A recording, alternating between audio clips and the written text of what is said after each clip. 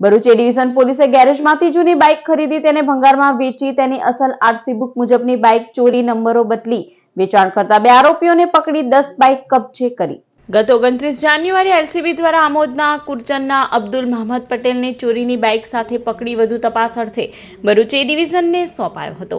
Police inspector RM વસાવાએ surveillance ટીમને આરોપી અબ્દુલની ઊંડાણપૂર્વક તપાસ કરવા સૂચના આપી હતી।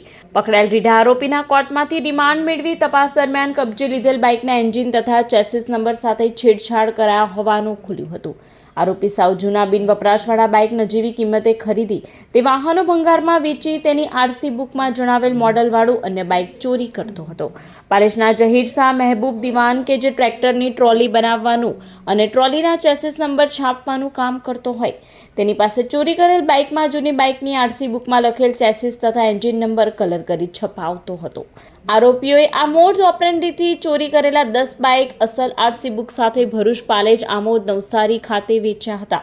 પોલીસે બંને આરોપીઓની ધરપકડ કરી વેચેલી ચોરીની 10 બાઇક રિકવર કરી છે। સાથે શહેરના શ્રવણ ચોકડી, મઢુલી સર્કલ, મિપકો ચોકડી, જંબુસર બાયપાસથી જેની બાઇક ચોરાયેલ હોય તેને જરૂરી પુરાવા સાથે એ ડિવિઝન પોલીસ સ્ટેશનનો સંપર્ક કરવા જણાવાયું છે।